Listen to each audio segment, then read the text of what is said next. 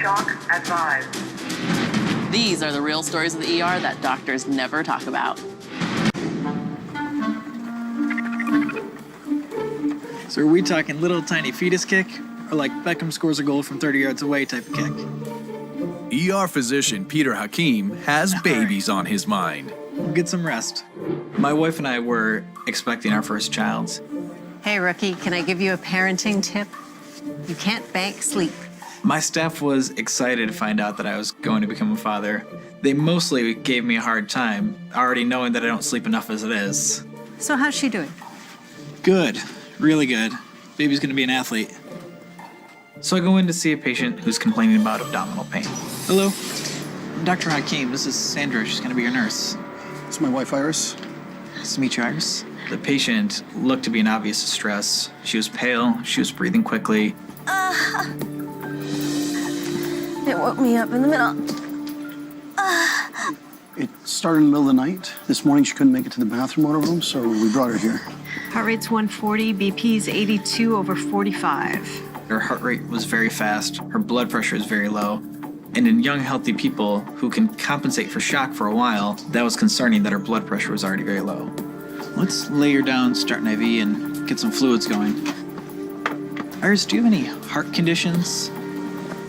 No. Have you had any infections recently? No. Is there any chance that you could be pregnant?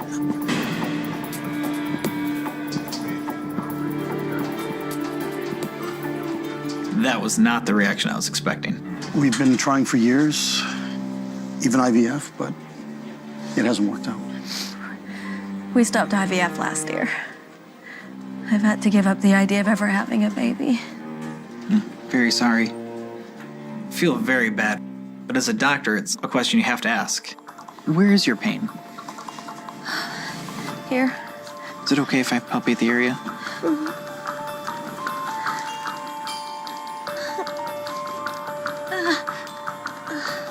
And when was your last period?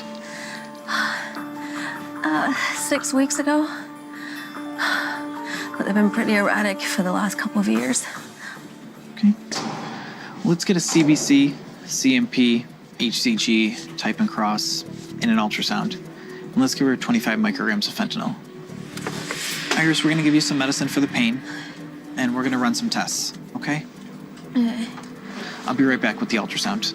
The things that I'm concerned about are trauma, infection, a pulmonary embolism or blood clot. Weird. She needed to use the restroom. The nurse took her. Okay. I'm worried that she's not in the bed with those unstable vital signs. I'll be back in a minute. All right, Doc. I'll be right here if you need me.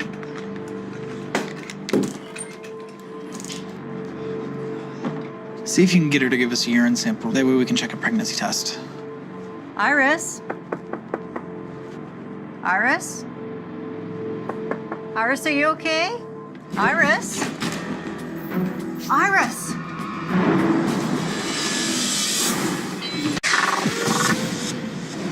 Iris?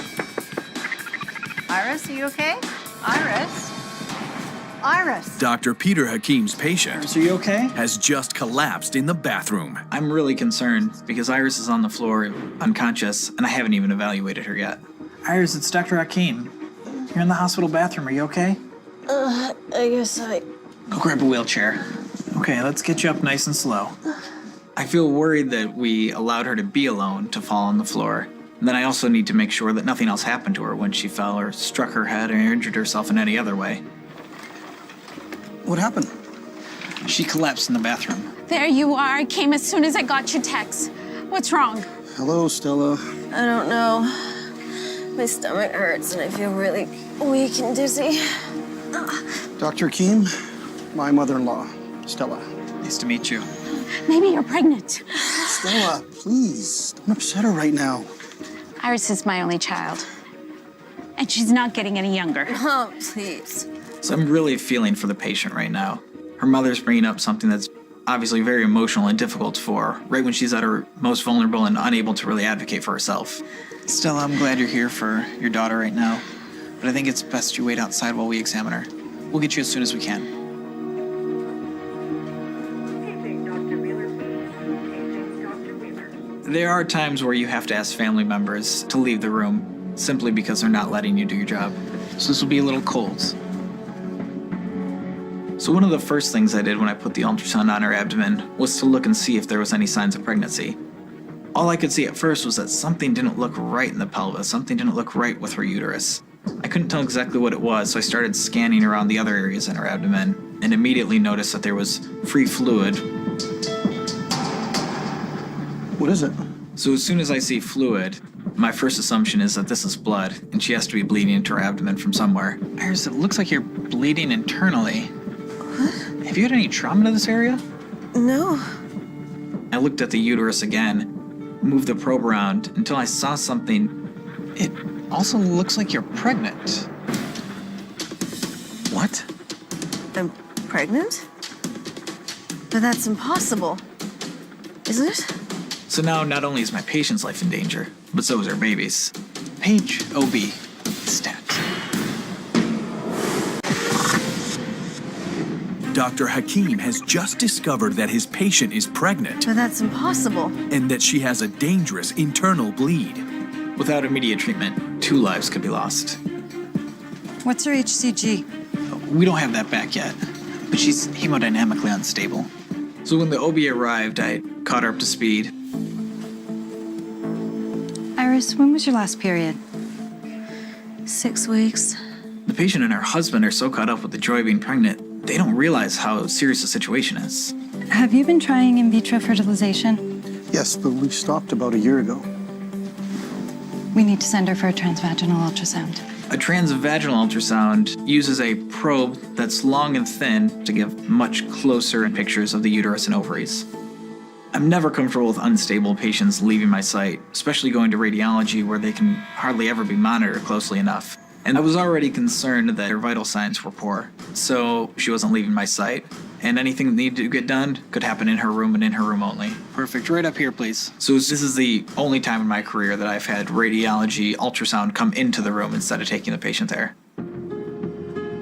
So while we're doing the ultrasound, we're looking for the pregnancy to see if there's any signs of uterine rupture, any rupture of the fallopian tubes, or any other explanation for her bleeding. Looks like a second pregnancy, and it's extrauterine. It's ruptured one of her fallopian tubes. That's the reason for the internal bleed. I'm going to notify the OR to prep for an emergency lab. An ectopic pregnancy is any pregnancy that inserts the placenta outside of the uterus. What is it? What's happening? Iris, there's a problem with your pregnancy.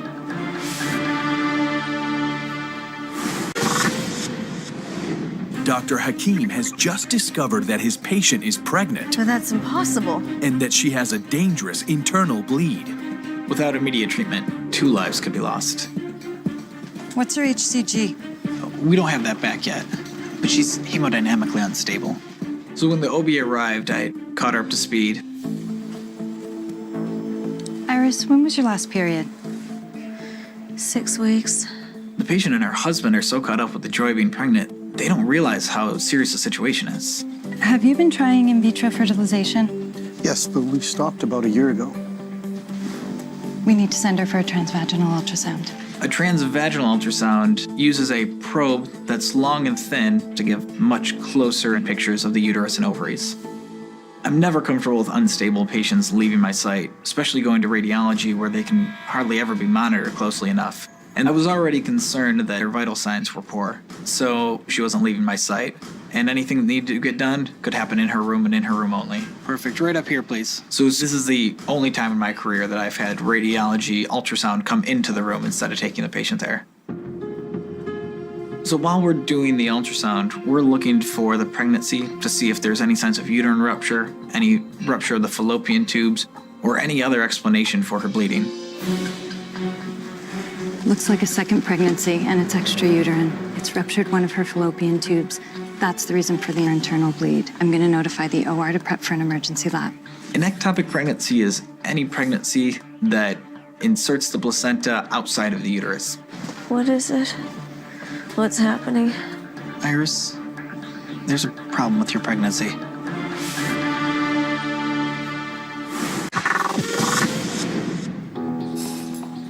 What is it? What's happening? Dr. Hakim has finally learned what's causing his patient's internal bleeding. Iris, there's a problem with your pregnancy. I had a really difficult time delivering the news to this patient and her husband, especially as my wife was at home pregnant. I could really envision myself in their shoes. Welcome back, guys. I need to be brief because we want to get you down to surgery as soon as possible. We found a second pregnancy. It's what's called a heterotopic pregnancy. So in your fallopian tube, we found a second pregnancy growing. There's also one in your uterus. The odds of a heterotopic pregnancy in patients undergoing IVF are about 1 in 100. But in my patient's case, without IVF, her odds of a heterotopic pregnancy are 1 in 30,000. The pregnancy in your fallopian tube has ruptured. This is the source of your bleeding. So as soon as we get the call from the operating room, we're going to take you down to surgery right away. What about the babies? Here comes the hard part. Ectopic pregnancies, this stage of development, rarely if ever survive. I'm very sorry. And the other baby, the one in my uterus? We won't know until after surgery, but we'll do everything that we can. Any surgery in the abdomen carries a risk of causing a miscarriage. Will she be able to get pregnant again? It may be possible, but with the potential loss of an ovary, as well as having an ectopic pregnancy, the chances of having another one increase in the future. Hey, Doc, is Iris in danger? All surgeries carry risks, but she's in good hands. It was tough news all around. Honey, I want you to stay strong. I want you to fight for your baby. Remember this. You're my baby. And I love you no matter what happens. You got that?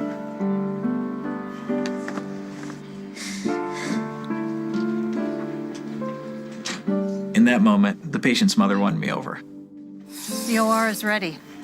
Okay, let's get her packaged up. We'll be waiting for you. I want to share in her optimism, but I know there are no guarantees that either she or her baby are going to survive the surgery. We'll be waiting for you. Dr. Hakim's patient needs surgery to save both her life and the life of her baby. Given the amount of internal bleeding she had, I wasn't sure she was going to come out of surgery alive. That about does it. See you tomorrow. With my wife pregnant with our first child, I could really understand what it's like to be in the husband's shoes. Even though I rarely visit patients after they leave the ER, I went to go see the patient after my shift ended to see how surgery had gone. Hey, Doc. I heard that surgery went well. Yeah, it did. How are you holding up? I'm good. And Iris is doing well. Have they told you anything about the pregnancy? Well, the one baby's still alive, they told us. But she'll have to carry it to term. And it's just too early to know. I'm used to waiting days or even weeks to find out about patient outcomes, but this was definitely going to be the longest I'd have to wait. Hold the phone up to his ear. Everett, get some sleep for Mommy. What, you don't think you understood me? All right, hang in there. Okay, bye. It gets easier once they turn 3. Great, only 3 more years to go. 8 months later, some familiar faces made an appearance in the ER. Well, hello there. Hi. Sam, you've got to support the head. Who do we have here? We just wanted to come and thank you and to introduce you to the baby whose life you helped save. Hi there. I was so happy this couple was going to experience parenthood, just like me and my wife are now doing. Well, let the doctor hold the baby, Sam. That's okay. No, you hold him, Doc. There you go. Well, hello there. That's how you hold the baby. And what's your name? This is Everett. Everett? Mm-hmm. That's my son's name, too. Amazing. Oh, may they both lead healthy, happy lives. Indeed. Best day of my career.